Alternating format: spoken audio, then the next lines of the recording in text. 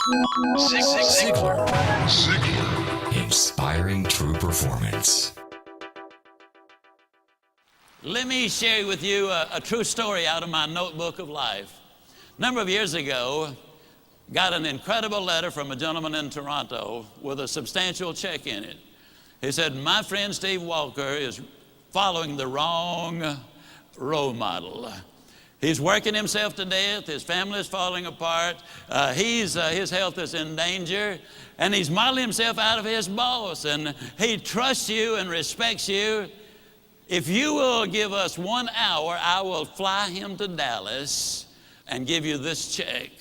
Wouldn't you love to have a friend like that? I sent the check back and I said, come on down. Steve and I had quite a little talk. And in our talk, I asked him why he had such a role model. What about this man that made him so completely important in his life? And he said, well, he's the most successful man I have ever known. And I said, well, Steve, what do you call success? Now, it took several minutes for him to go down the list. But the interesting thing is, though they're not in the same order that I have put them, or we list them now, these are the 8 things that he said he really considered to be successful. If a man was happy and healthy and at least reasonably prosperous and secure, if he had friends and peace of mind and good family relationship and the hope that the future is going to be better, he said, I'd consider that man as successful. Now I'm going to really encourage you to take some notes right here. And all I want you to do, and you'll be the only one that'll see it, somewhere right as I go down the list, write whether you get a plus on that one or a minus on that one. You'll be the only one to see it, but it might be an eye-opener. You see, most people never dare to evaluate really where they are. And you got to know where you are before you can really determine your chances of getting what you really want out of life. And so I said to Steve, I said, I understand that your boss is very important to you. You consider him to be successful. When he finally got through with the identification, as I said earlier, these were the 8 things that he said, I think that's important for success, to measure success. I said, well, Steve, let me ask you now, as far as happy is concerned, tell me, how happy is your boss? He said, oh, I don't think he's happy at all. I said, why not? He said, well, I've never heard him laugh, and he seldom smiles, and besides that, he's got ulcers.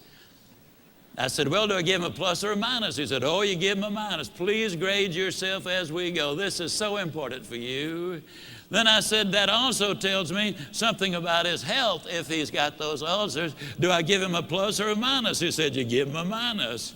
I said, that also says something, Steve, about his peace of mind, because you don't get ulcers because of what you eat, but what's eating you. I said, do we give him a plus or a minus? He said, we give him a minus.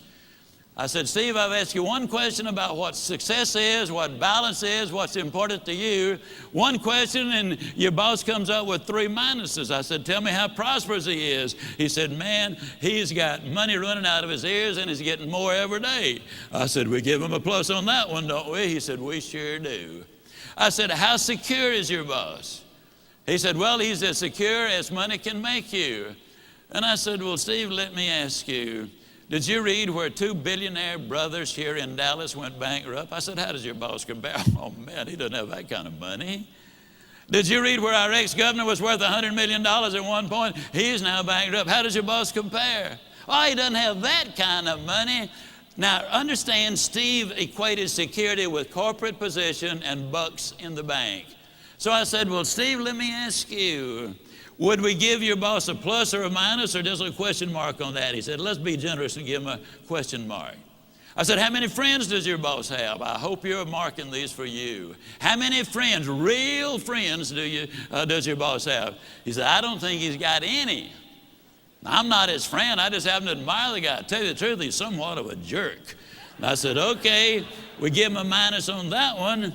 I said, tell me about his family. And he said, well, his wife's divorcing him. Well, that one's easy to answer. I said, how much hope does he have for the future? He said, well, before I started talking to you, I thought he had a lot. But right now, I don't think he's got any.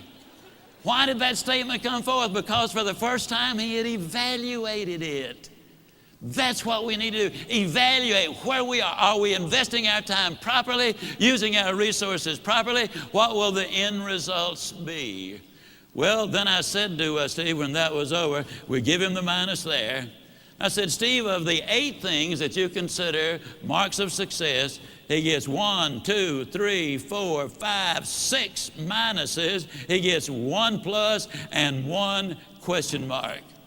I asked Steve a question. I'm going to ask you the same question. Steve, would you swap places with your boss right now, knowing what you know? He looked at me kind of stunned. He slowly rose to his feet and said, no, I wouldn't. Would you? Ziglar. Inspiring true performance.